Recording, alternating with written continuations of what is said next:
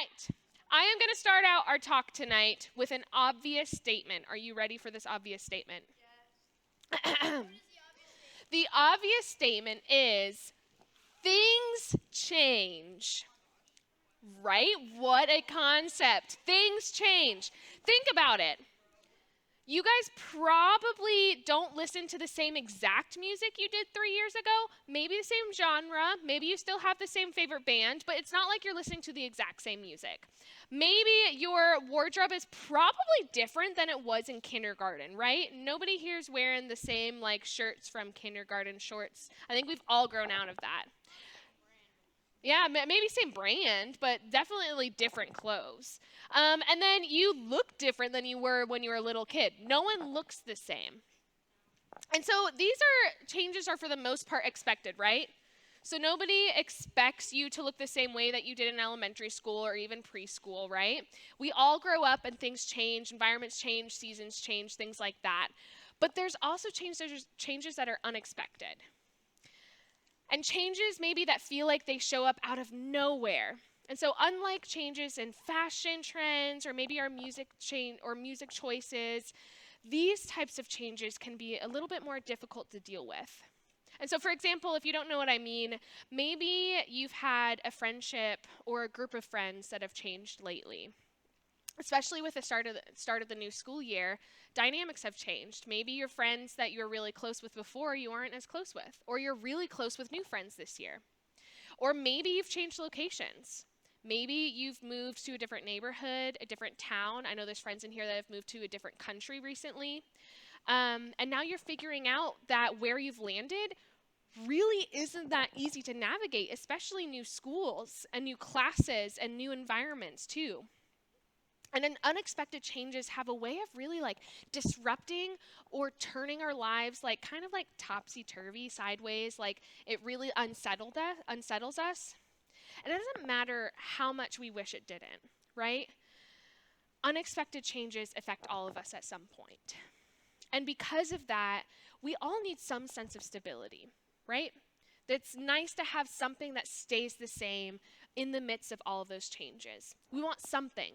Maybe some place, some person, or some group that stays the same when nothing else feels secure, so that at least there's something to hold on to.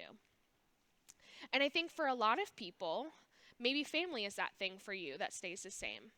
Or maybe for others of you, family has never been the safe or secure place in the midst of changes. But I think for all of us, there's this idea that we have, whether it's from our own experiences or maybe just some belief that we've always had, that family should be a constant. They should be the one stable thing in our lives, right? Even if it's not, I feel like we always kind of expect it to be. And so when change happens in a family, especially in families, I think it just makes it that much more difficult to process with or deal with, right? Whether it's divorce or moving or our parents have lost their job or they found a new job, or maybe somebody's moved out, maybe one of your siblings went away to college, maybe there's good things that happens, your parents got a raise, they did get that new job that they really wanted to, but it changes the dynamics of things. And so what we're really talking about tonight is if we can't avoid change, if avoiding that isn't possible, then how do we get better at handling that change? How do we navigate it without maybe getting really bitter or being unhappy or feeling unhappy amidst that change? And how can we be better prepared for it? And I feel like one of the hardest parts about change, for some reason, even though theoretically we all know change happens, I mean, when I said things change in the obvious statement, you guys were like, duh, yeah, Megan, things change, right? But I feel like we still hold on so hard in the hopes that maybe things will just stay the same. And sometimes we don't want things to change because we like how things are in our lives. We like how it is right now. Maybe there's nothing bad happening. Things are going great. We feel happy in the season and we don't want anything to change because we don't want to disrupt that. Maybe it's that your parents aren't fighting for once and things feel a little bit more normal. Maybe you've just had a really good week with your sibling and you're afraid that just one thing will set it off and you'll be fighting with them again. Maybe you've just felt a little bit more peace lately and you're not ready for that peace to end. And so we don't want those things to end. So we hold on really tight to those moments and it feels really hard. Everybody put your hands in fists and squeeze as hard as you can. So we're sitting here holding really, really hard onto these changes, but it hurts after a little bit, right? Especially if you keep on doing it. And it becomes that much harder to let go when things start changing. So everybody can open their arms again. Other times, I feel like we don't want things to change because none of us actually know what's on the other side of the change. There's a whole world of unknown for us. What's happening right now in your life maybe isn't the greatest, but you know what to expect. And it seems maybe safer because you're able to prepare for the worst in that situation because you know what's going to happen. We worry about things like, what if it doesn't get any better on the other side of that change? What if I don't know how to handle the new things coming? And so, friends, there's an author in the Bible named King Solomon. So if you have never heard of King Solomon, he was said to be one of the wisest people who ever lived. And so he had some really wise things to say throughout the Bible. And I think some of the specific words that he said in the passage that we're going to read in just a second really can help us with this holding on tight and with helping us maybe letting go of that a little bit. And so it reads like this. So we'll pull it up on the screens. I think we're in the wrong week. Can we click down to the next week? There you go. All right. So it says there's a time for everything and a season for every activity under the heavens. A time to be born and a time to die. A time to plant and a time to uproot. A time to kill and a time to be healed. A time to tear down and a time to build up. A time to weep and a time to laugh. A time to mourn and a time to dance. It goes on, a time to scatter stones and a time to gather them, a time to embrace and a time to refrain from embracing. I'm going to get really fast because there's a lot. A time to search and a time to give up, a time to keep and a time to throw away, a time to tear and a time to mend, a time to be silent and a time to speak, a time to love and a time to hate, a time for war and a time for peace. So this very long passage of a lot of things in there is a very poetic way of saying, everybody get ready. Change is coming. It is going to happen. Nothing stays constant. And the things that you might be experiencing today are definitely going to look different tomorrow, right? And I think that this can be really hard to hear. I know that it's really hard for me to hear. Because I think that we'd all love to hear instead about a way that can make change easier for us to handle. Or even better, a way for us to be able to keep things the same to where change doesn't have to happen, right? But here King Solomon is reminding us that everything in our lives is going to change at one point or another. And here's the thing, friends. When we know things will change, both in our families and the world around us, we could be better prepared for it, no matter what happens or what comes our way. And so I know that when I get to this point of realizing and trying to start preparing myself to know when things are going to change, I tend to get really overwhelmed. And it's really scary because it doesn't make things easier. And so when this happens, there's a passage in the Old Testament in Isaiah that has often helped me walk through these times of change. And it's helped me hold on to this truth in life of constant change, whether that's good or bad change, that God has made a promise to us. And so I could tell you this promise isn't that he's going to make all of these difficulties going to go away. What he does promise us is something better. And so in the book of Isaiah, we learn about a message that God had for his people. So what we're about to read in just a second, this is a message directly from God to his people in a time of a lot of turmoil. So it's said that in this passage, when Isaiah was writing this, or when God was speaking to his people, the Israelite people, so God's chosen people, were in a time to where they were in exile. They had been forced from their homes, away from everything that they knew, and were in this land with people that didn't like them or their way of life. And so everything that had felt safe, everything that had felt secure and stable, all of a sudden wasn't. So this is what God has to say in that moment of turmoil, in that moment of change. Let's make sure we're putting away our phones, please. When you pass through the waters, I will be with you. When you pass through the rivers, they will not sweep over you. When you walk through the fire, you will not be burned. The flames will not set you ablaze.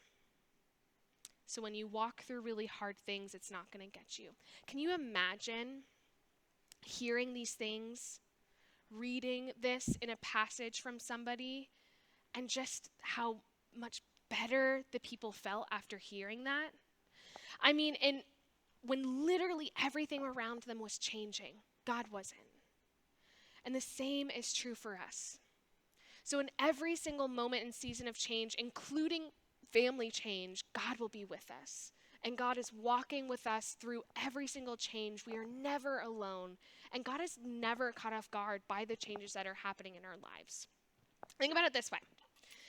So do you guys know what this is? Can anybody tell me what these are? I know it's kind of hard to see.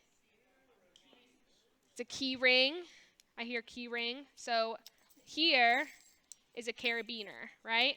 So it's a carabiner. It's really small. So these things, they're really cool because they lock. So if I twist this all the way up, you can't open it, right? So many of us might use these. There's smaller versions where you might use it as a keychain to hook things on and stuff like that. But its functional purpose is actually for rock climbing. And so the carabiner locks for a very specific purpose. And now I had to look this up because I'm not a climber. So a climbing website says that the purpose of these is to manage all of these tasks, so all of the climbing tasks, safely and to ease your mind in dangerous situations, since you know that your rope and yourself are securely attached to the rock. So, if you have one of these that locks, you might sway, you might slip a bit, you might get bruised or scrape, or maybe fall, what is it called? Your grip might fall from the actual rock. Maybe the weather might become different than what it was before. It might get super windy. All kinds of factors around you might change. But you know that you can remain at ease because you know that you're attached to the rock because you're locked right in there with this carabiner, right? And so it's the same way with God. God is always with us. He's always there, locked in with us through every single change that's coming our way, including family change. And so, friends, what I really want you guys to remember tonight is that when your family changes, God is always with you, no matter what. And so what do we do with that? Where do we start? How do we start believing this? So the first thing that we can do is we can understand that change will happen, right? It's a concept that all of us know. But it's why Solomon's words are so powerful. There is a time for everything. And sometimes just knowing that, just being able to say, I know things are going to change, it helps us be able to be prepared for it. It doesn't make things easier, but at least we can know and we can be a little bit more prepared. The second thing is know that God is with you. When Isaiah writes, when you pass through waters or walk through fire, God will not leave you alone. So no matter what change you face in your family, God will be right there with you, helping you through every single step of the way. And the third thing is to trust God that He can use the change that you're going through to change you. And now I know that this can be a hard concept to kind of wrap our minds around because God can use our time of change or adjustment to grow us in ways that we might never have expected. Friends, God can do something in and through our time of change, but we have to think long term because maybe in this moment it feels really bad right now, but it's not going to feel bad forever. I can promise you that. It's not going to be this way forever. And so, friends, if we can begin to see change this way, if we can embrace it as something that can take us somewhere good down the road, even if it's a bad change, change has the potential to be something that causes to grow, to mature, and to become more of who God designed you to be. And now I get it. Change is hard, especially in a new season, a new house, a new town, maybe even just a new normal. But friends, just know that you're not alone. Know that God is with you, and also that you have people right here in your small groups who are here to walk with you and through those moments too. You don't have to walk through that by yourself. You have your peers and especially your small group leaders. And so if you're having a moment to where the change is happening all around you and you're not really sure what to do, I encourage you to talk with a small group leader. Share in your small groups. Get help, because that's what they're there for. They're there to be able to walk through every season with you right here together.